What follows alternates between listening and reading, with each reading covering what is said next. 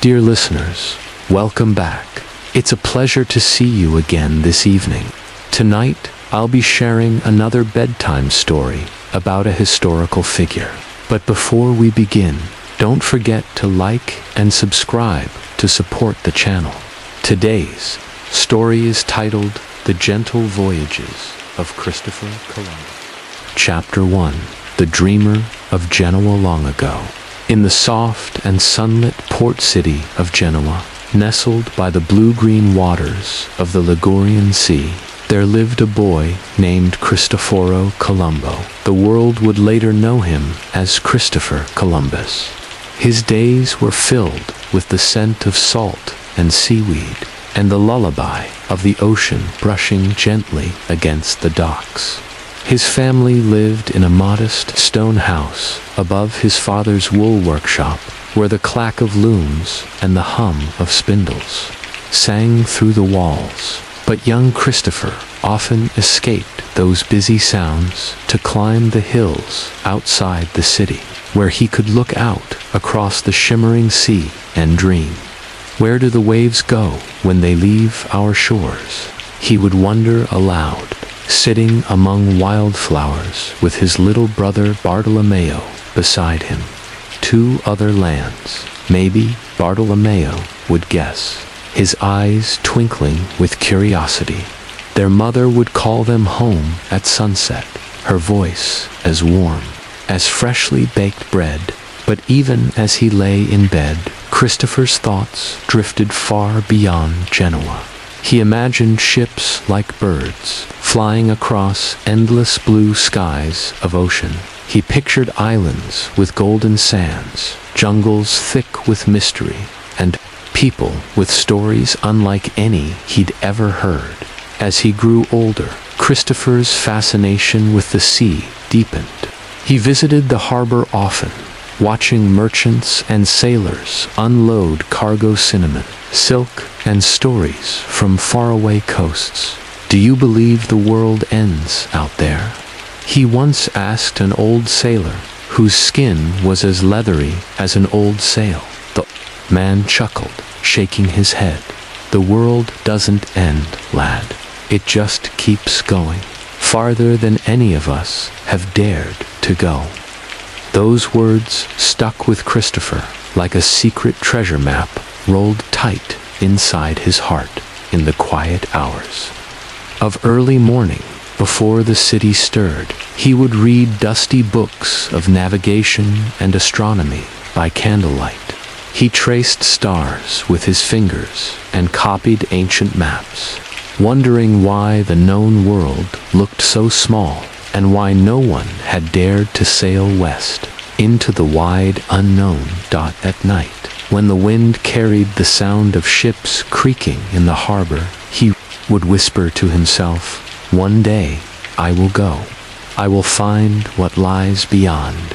Years passed like waves rolling softly to shore. Christopher apprenticed as a sailor, learning how to tie knots, read the sky, and steer by starlight. He sailed along the coasts of the Mediterranean and beyond, each journey feeding his dreams. But his heart still longed for more, not just to travel where others had gone, but to go where no one had ever been. And so, by the flickering light of moon and lantern, he began to imagine something almost unbelievable: a voyage across the great Atlantic Ocean, westward, into a part of the world still veiled in mystery. It was a bold dream, a dangerous dream. But even in his youth, Christopher Columbus was never afraid to dream boldly and on quiet nights. As the wind rustled the olive trees and waves kissed the Genoese shore, a boy closed his eyes with a heart full of maps, stars, and possibilities. The sea, it seemed, was already calling. Asterisk, asterisk. Chapter 2. A world beyond the horizon. The years continued to pass like sails drifting across a golden sea. Christopher Columbus, now a young man, found himself traveling beyond the familiar shores of Genoa. The world was wider than he had ever imagined, filled with bustling ports, quiet coves, and sailors from lands near and far. He moved to Lisbon, a city of red-roofed houses perched along the edge of the Atlantic Ocean. It was a place of dreamers and explorers, a gateway between the known world and the mystery that lay beyond the sea. In Lisbon, Columbus worked with mapmakers and ship captains, listening to stories that stirred his imagination even more. "I've heard the world is round," one cartographer whispered to him late one evening, unrolling a worn piece of parchment across a wooden table. Columbus leaned in, his eyes wide. "If it is round, then sailing west would lead to the east, would it not?" The mapmaker smiled. "Perhaps it would, but no one has dared to try."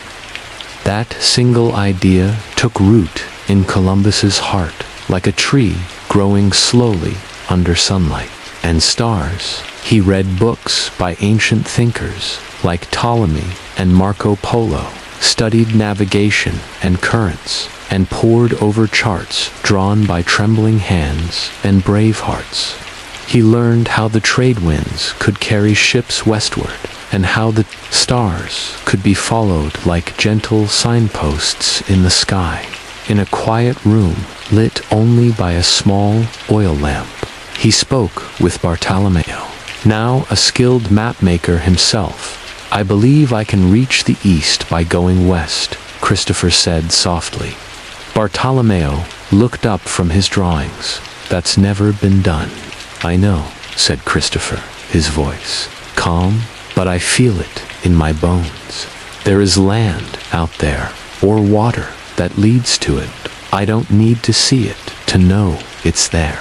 He imagined spices from India and silks from China brought by ships returning from the west. He imagined trading peacefully with people no one had ever met before. He saw a new bridge between worlds, one he could build with sails and stars, but not everyone shared his dream. Many scholars laughed at his calculations. "The ocean is too wide," they said. "You'll run out of food and water before you ever find land." Still, Columbus did not let their doubts dim the light in his heart. Each morning, he walked to the harbor and watched the ships. Some left with confidence, others never returned. But still, he believed. One day, a sailor he had met years before called to him from the docks. Columbus, still dreaming of the sea. He smiled and nodded, not dreaming, preparing. At night, as seagulls slept and lanterns flickered like stars, Christopher would sit alone beside the ocean. He didn't need to speak. The waves spoke for him. They whispered of far-off lands and untold stories, and the wind, ever faithful, kept gently tugging at him like a friend, encouraging him forward.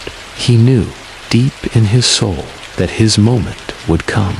All he needed was time, and someone who believed as he did. As he closed his eyes and listened to the rustle of sails in the harbor, Columbus whispered into the wind, "Soon I will follow you, wherever you lead." Chapter 3. Winds of Change. In Lisbon, the breeze in Lisbon had changed. It carried the scent of fresh voyages and the whispers of possibility. Columbus, now in his 30s, walked each day beneath the tall sails of the harbor, watching as ships disappeared into the horizon and returned with silks, spices, and stories. Yet none had ever come back from the west by now. Columbus was not just a dreamer. He had become a skilled navigator. He had sailed to Iceland through icy waters and down the coast of Africa where the winds danced with the desert's heat. Each journey had taught him more about the stars, the sea, and himself. Still, one question always returned like a tide. What lies beyond the Western Ocean? He wrote down his thoughts in notebooks filled with sketches and symbols, quietly building his case. He calculated distances and argued that Japan, or Cathay China, could be reached by sailing west. He believed the Earth to be smaller than others thought. And though his numbers weren't quite right, his faith in the unknown was steady. One afternoon, while sitting on a low stone wall, watching ships prepare to sail, Columbus spoke with a kindly old priest named Father Fernando. "You believe God put something out there, don't you?" the priest asked, looking at the sea. "I do," Columbus replied. "I believe we were not meant to stay only in places we know. I believe we are called to explore, to learn, to connect, and to grow." Fernando nodded thoughtfully. "Then perhaps, one day, your feet will follow your heart." Encouraged, Columbus began seeking support. He approached King John II of Portugal, hoping the crown would fund his westward voyage. But after many meetings, the answer came quietly and coldly. "No," the king's advisor said. "The risk is too great, the sea is too wide, your plan is foolish." Disappointed, but not defeated, Columbus packed his bags and traveled with his young son Diego to Spain, where new hope awaited. The journey was long, but the countryside was gentle rolling hills, sleepy villages, and the promise of something new. They arrived in Palos de la Frontera, where monks from the monastery of La Rabida gave them shelter. There, Diego slept in warm blankets, while Columbus spoke late into the night with Father Juan Perez, a wise man who had once served as Queen Isabella's confessor. "You believe the world can be reached by sailing west," Father Perez said, sipping from a wooden cup. "I believe," Columbus answered quietly, "that we are closer to the east than we know." The priest saw something in the man before him: faith, courage, and a deep calm. He promised to help Columbus reach the Spanish court. It was not easy. Months passed, seasons changed. Columbus wrote letters, waited for audiences, and wandered courtyards, while Diego chased birds across the cobblestones. He was called to the court once, then again. His ideas were met with raised brows and thoughtful frowns. Some scholars argued with him, others dismissed him, but slowly, the queen began to listen. Queen Isabella of Castile, thoughtful and curious, found herself intrigued. Could he truly reach Asia by sailing west? She asked her advisors. Some warned against it, others shrugged, but still, the idea danced in her mind like candlelight on polished stone. And while kings and queens weighed his dream in gold and logic, Columbus waited not with frustration, but with patience, because deep down he knew what the sea had whispered to him for years, that his time was coming, and when it came, he would be ready. Chapter 4. Whispers at the Spanish Courtin, the grand halls of Spain's royal court, where silk gowns brushed stone floors and golden candlesticks flickered late into the night. Whispers of a strange proposal began to rise like wind before a storm. "A man from Genoa," some said, "a sailor who believes he can reach the Indies by sailing west," murmured others. Too many, it sounded like madness. To a few, it sounded like something else entirely, a calling. Christopher Columbus stood quietly outside the court's chambers, his son Diego beside him, his hat in hand, and his dreams burning gently in his chest, like a lantern that would not go out. The journey to this place had been long and uncertain, but he waited patiently. The stars, he believed, always revealed themselves in time inside. Queen Isabella of Castile sat beside her husband, King Ferdinand of Aragon, listening with thoughtful eyes. She was a ruler of strength and grace, with a heart that leaned toward boldness when the moment was right. He believes the ocean is not so wide, her advisors told her.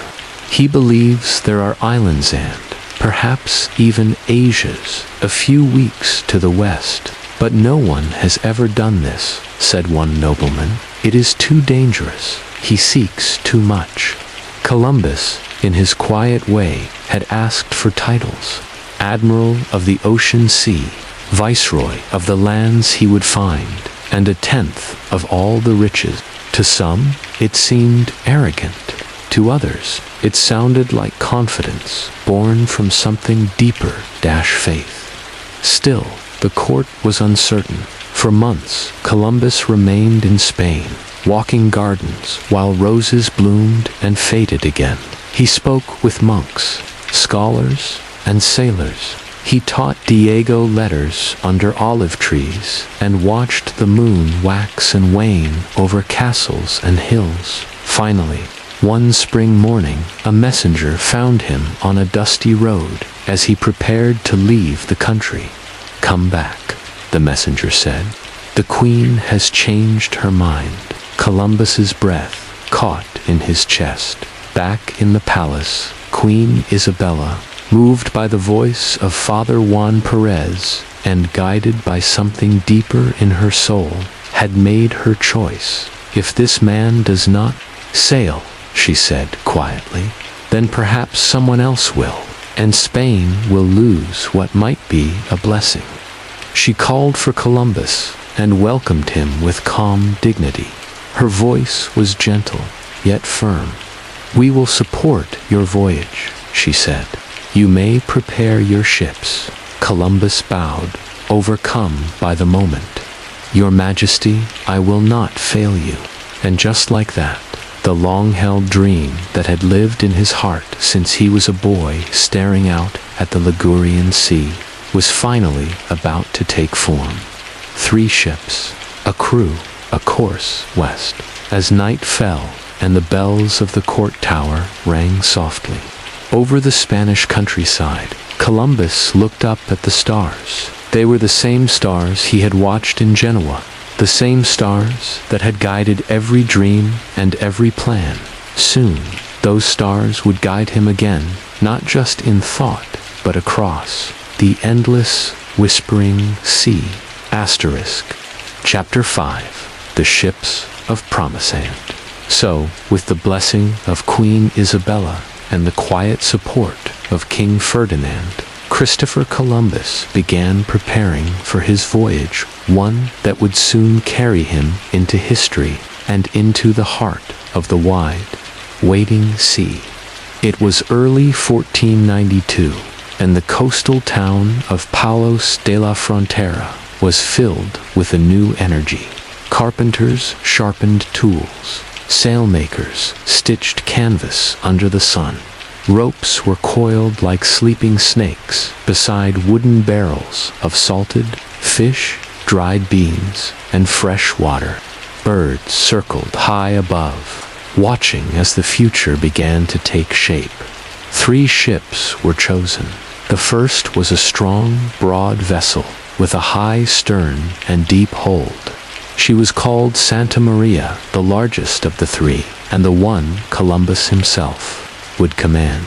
The second was swift and narrow, made for cutting through the waves. She was called Pinta. The third, the smallest and most graceful, was called Niña, quiet ship, but sturdy and as brave as any giant.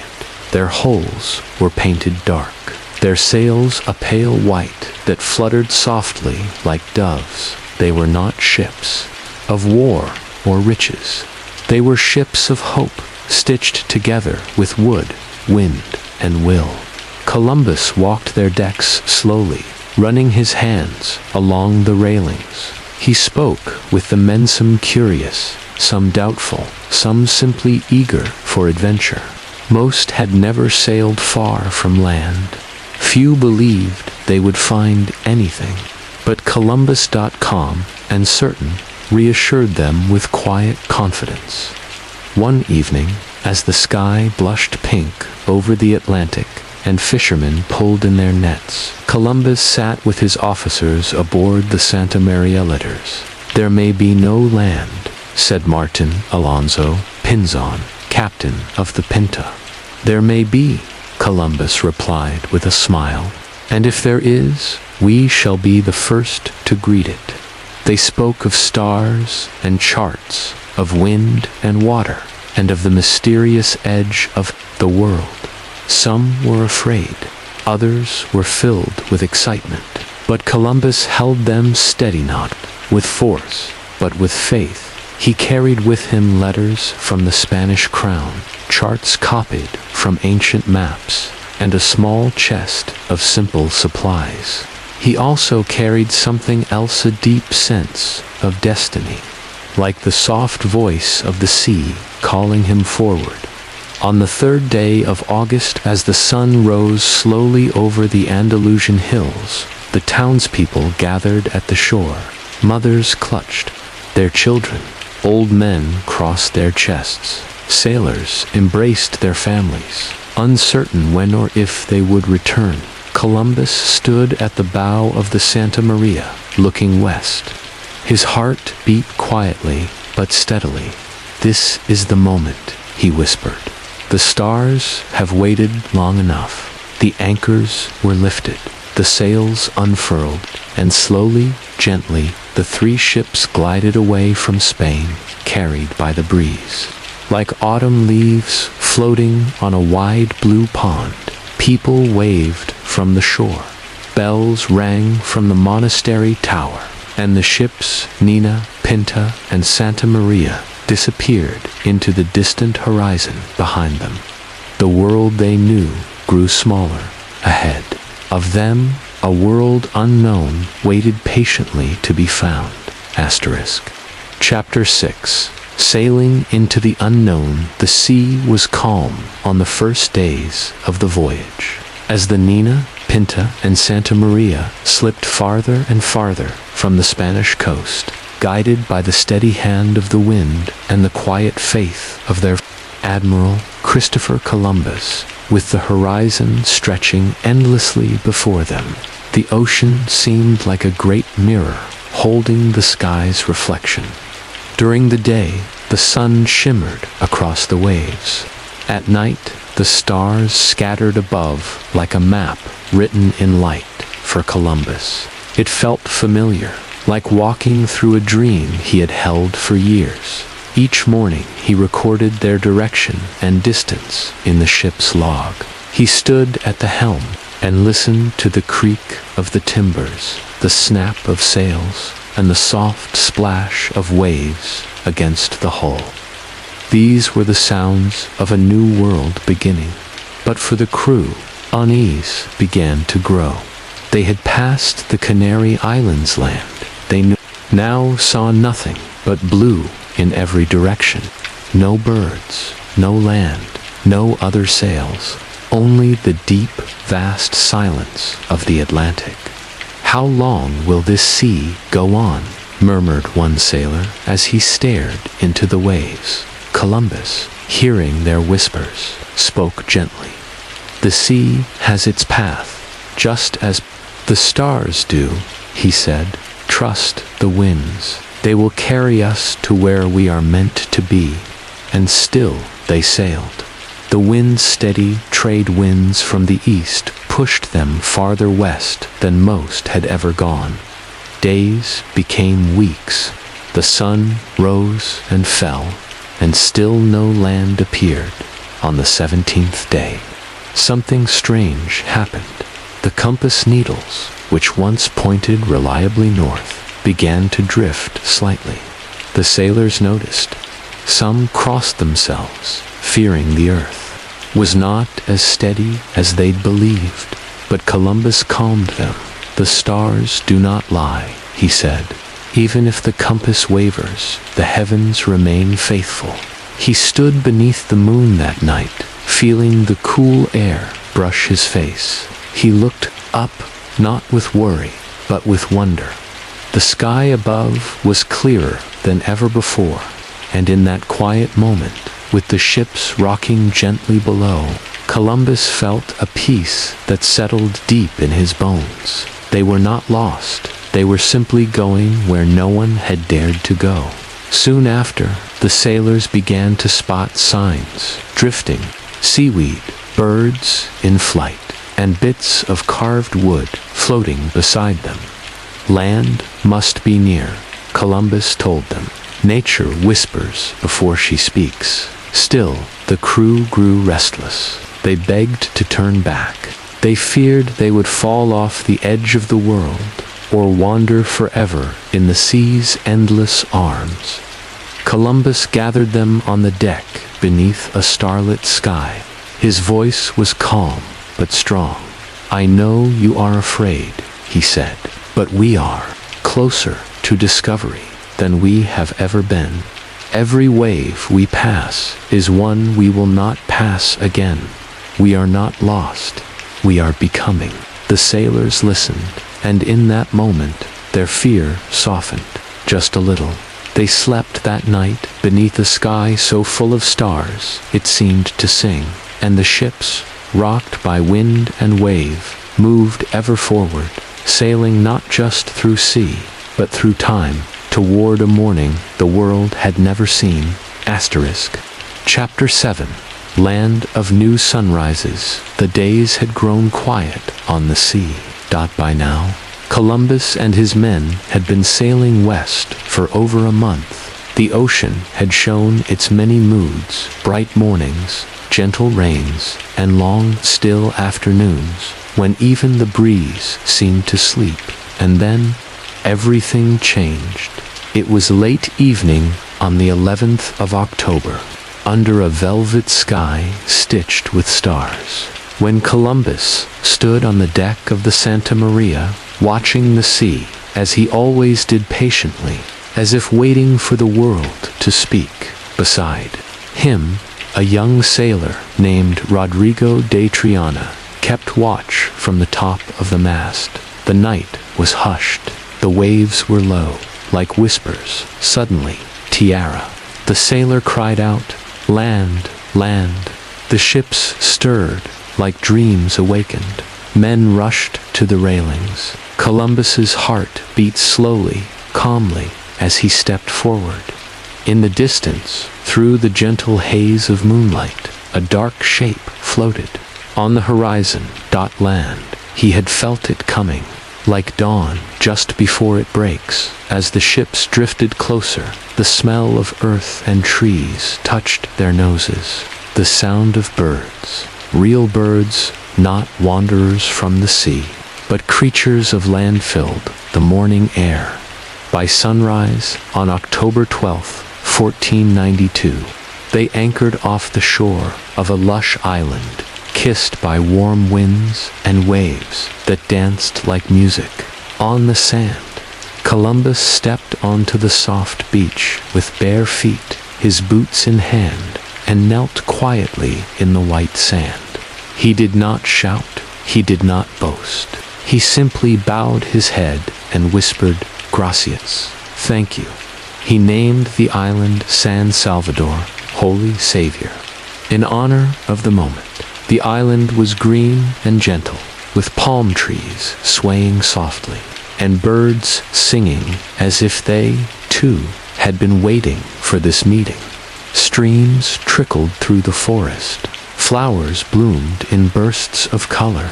It was as if they had arrived in a garden the earth had kept hidden just for them from the trees. Curious eyes watched. A group of Taino people, the native inhabitants, stepped cautiously forward. Their skin was sun-kissed, their eyes darkened, calm. They carried no weapons, only open hands.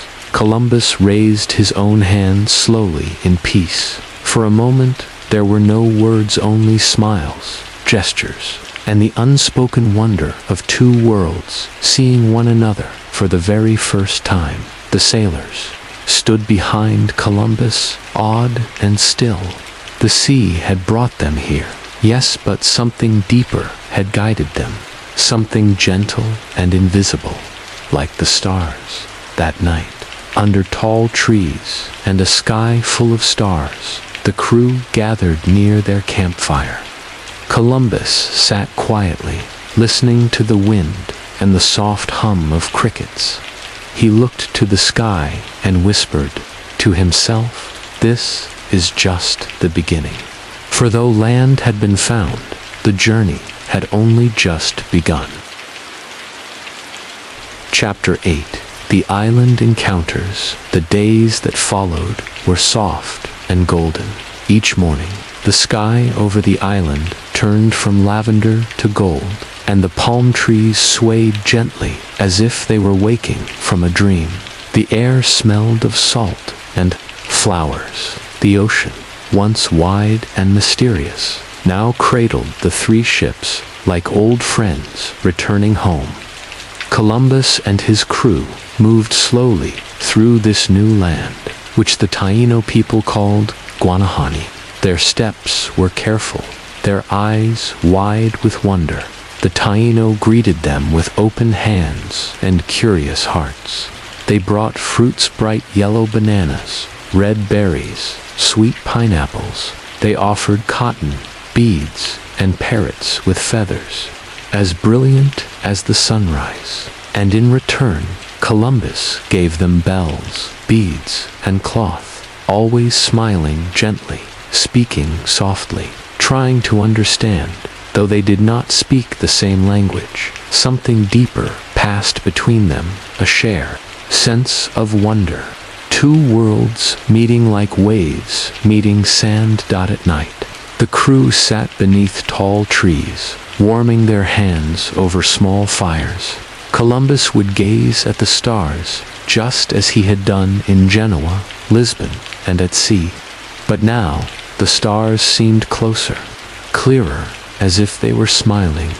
One evening, a soft rain fell over the camp. Columbus sat with Martin Pinzon and a few of the sailors, sharing roasted cassava and tropical fruits. "Do you think we've reached Asia?" one sailor asked. Columbus tilted his head thoughtfully. "If this is not the East, then it is a treasure of its own kind." As they explored farther, they discovered islands upon islands, each with its own forests, rivers, and quiet people. They sailed to Cuba, where the land was long and green, and to Hispaniola, where mountains touched the clouds. In Hispaniola, the explorers found calm bays and quiet harbors. The Taino there lived in villages, guided by wise chiefs called caciques. They taught the newcomers how to grow crops, fish in calm lagoons, and build homes of wood and palm leaves. Columbus listened to them, fascinated by their ways. "These people are kind," he wrote in his journal. "They live in peace and generosity." But not all encounters were easy. There were moments of confusion, of mistrust. Some sailors took more than was offered. Some were afraid of what they did not understand. There were arguments, misunderstandings, and hurt feelings. Even Columbus, though he meant to be peaceful, did not always know what was right. Still, he believed perhaps too strongly that his mission was guided by something higher. He hoped to convert the people to his faith, to share the God he believed had led him here. But in doing so, he did not yet understand the world he had stepped into. Yet the beauty of the islands remained. The laughter of children playing near rivers, the warm hands of elders weaving baskets, the birds that sang songs no one from Europe had ever heard before. It was not Asia, no, but it was something new.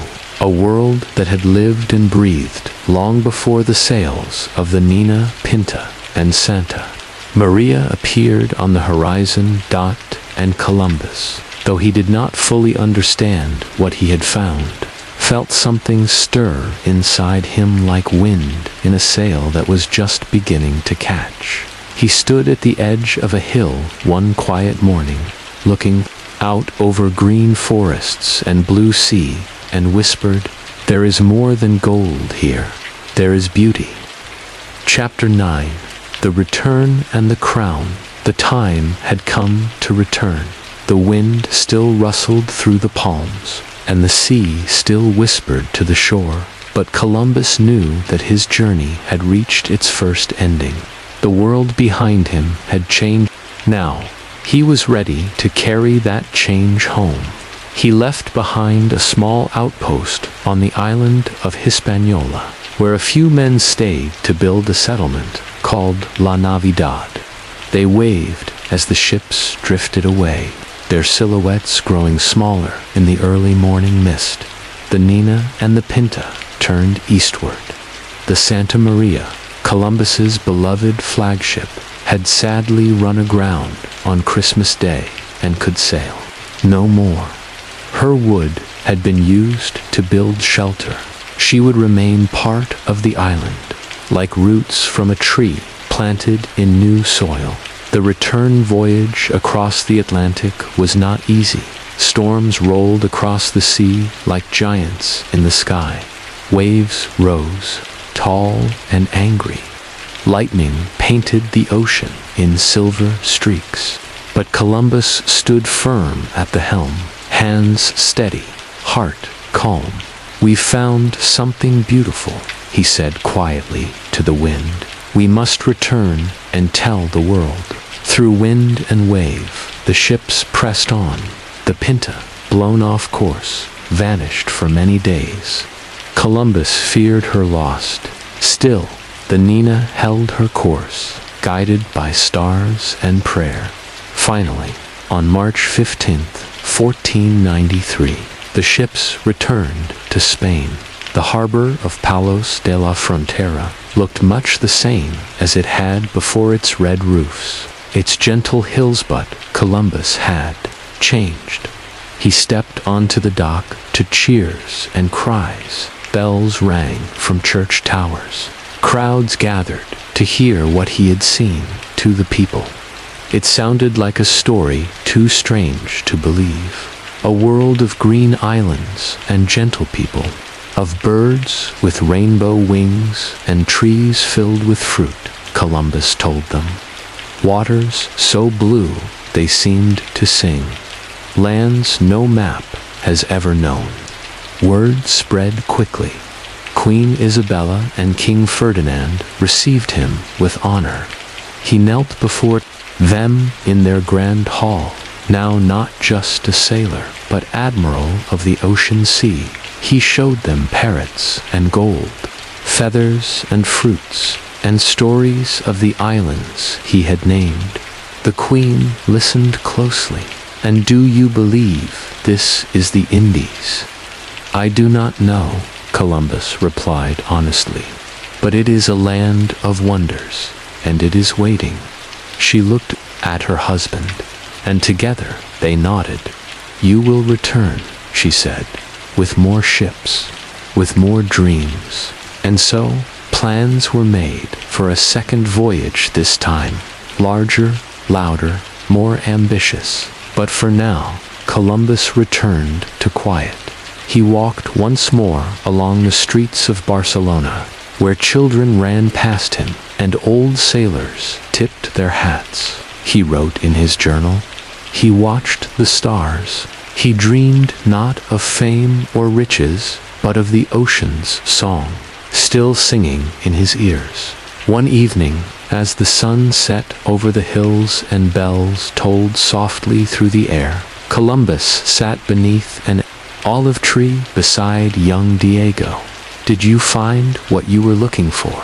Diego asked. Columbus smiled and looked toward the sea. "I found something I did not expect," he said. "A place not on any map, and it was beautiful." He closed his eyes, and for a moment, The ocean returned to him not as water, but as memory. Waves rolling gently, a breeze through the sails, and the feeling of going forward, even when no one else could see what lay ahead. Chapter 10. The final voyage and a quiet farewell years passed like soft waves brushing the shore.